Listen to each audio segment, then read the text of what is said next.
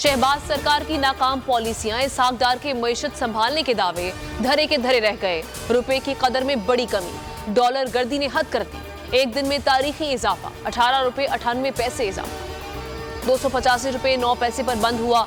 Open market में 14 रुपए का बड़ा इजाफा, 288 रुपए पर जा पहुंचा। सोना 9,000 रुपए से ज्यादा महंगा हो गया।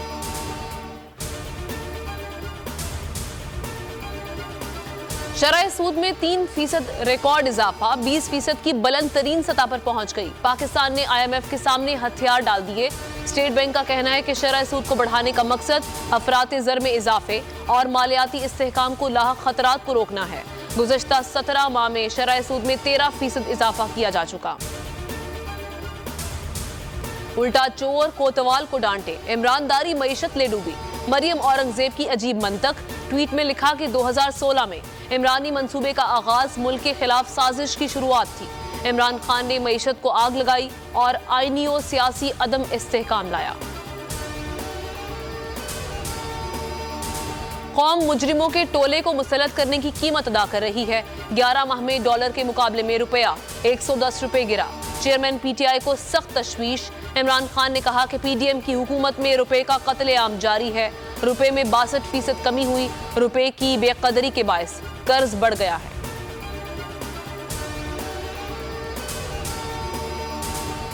IMF से मस्बत मुज़ाकरात चल रहे हैं, जल्द मुआहिदा हो जाएगा। इसहाकडार का दावा। मुआवने खुसूसी तारिक बाजवा ने कहा कि आलमी मिशन से मीटिंग्स कर रहे हैं, जल्द अच्छे नताइज मिलेंगे। आज और कल मीटिंग शेड्यूल है। फवाद चौधरी ने रद्दअमल में कहा कि आप इस्तीफा दें। इंतखाबात की तैयारियां 24 अप्रैल तक मुकम्मल होंगी, उसके बाद तारीख देंगे। इलेक्शन कमीशन का इलेक्शन सुप्रीम कोर्ट के हुक्म की रोशनी में कराने का फैसला। इंतखाबी शेड्यूल 54 दिन का रखने पर इत्तफाक। तारीखों की तजवीज़ में रमजान और ईद को मद्देनजर रखा जाएगा। तमाम फरीकैन से हतमी मुशावरत की जाएगी। सेक्रेटरी खजाना से फंड्स का मुतालबा। पंजाब और KP में 30 अरब खर्च होंगे। FC और रेंजर्स मांगती। फहमो फरासत की मिसाल, चीफ जस्टिस उमर अता बंदियाल। एक और फैसला बाकमाल, खत्म हो गई इस्तराबी सूरत हाल। मुल्क को हमेशा के लिए बड़े आईनी बहरान से निकाल दिया। असम्बलियां तहलील होंगी, इलेक्शन 90 रोज में ही होंगे। तारीखी फैसले पर बोल का अदलिया को सलाम। चीफ जस्टिस उमर अता बंदियाल को खिराजे तहसीन।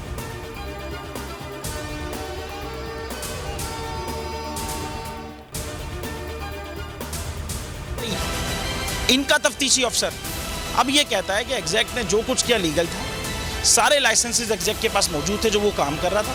वो एक ज़बरदस्त IT कंपनी है, उसके बारे में हर जगह हर चीज़ सही है। कोई चीट नहीं हुआ, कोई गवाह नहीं कहता कि कोई गड़बड़ हुई है, बल्कि कोई क्राइम ही नहीं हुआ, ये कहता है वो। इससे ज़्यादा जामे कोई बात हो सकती है? मगर उसके बावजूद हमने कहा जी बरियत की दरख्वास्त फाइल कर दी। हमने कहा जी फिर बरी कर दे, ख़त्म करें केस। सुप्रीम कोर्ट कहती है कि जब किसी भी स्टेज पे अगर लग जाए कि कोई कानून क्राइम ही नहीं हुआ तो आप बरी करें, ख़त्म करें, ताकि अदालतों पे बोझ कम हो, ये केसेस पेंडिंग ना हो। मगर वो जो हमने एक ADJ साहब की अदालत में फाइल की, उन्होंने कहा नहीं, अभी नहीं।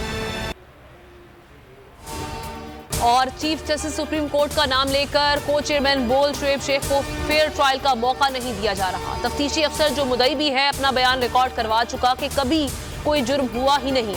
एग्जैक्ट जो कुछ कर रहा था सब लीगल था। एग्जैक्ट के पास तमाम लाइसेंस थे। इस पर सितम ज़रीफी ये कि बरियत के बजाय केस दिनों नहीं घंटों के हिसाब से चलाया जा रहा है।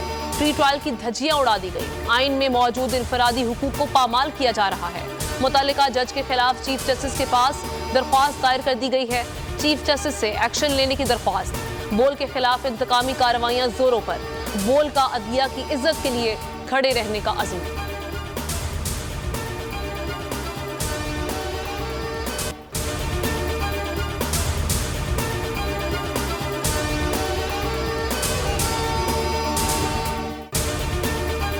क्या जुल्म है।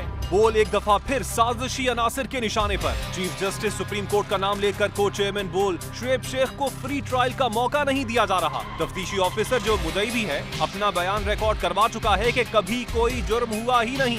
एग्जैक्ट जो कुछ कर रहा था सब लीगल था। एग्जैक्ट के पास तमाम लाइसेंस थे। इस पर सितम ज़रीफी ये कि बरियत करने के बजाय केस दिनों नहीं घंटों के हिसाब से चलाया जा रहा है। फ्री ट्रायल की धज्जियां उड़ा दी गई। आईन में मौजूद इनफरादी हुकूक को पामाल किया जा रहा है। मुतल्लिका जज के खिलाफ चीफ जस्टिस के पास दरखास्त दायर कर दी गई है। चीफ जस्टिस से एक्शन लेने की दरखास्त है। बोल के खिलाफ इंतकामी कार्रवाइयां जोरों पर हैं। बोल का अदलिया की इज्जत के लिए खड़े रहने का अज़्म। बोल का अदलिया को सलाम। सब्सक्राइब करें और बेल दबाएं ताकि कोई खबर रह न जाए।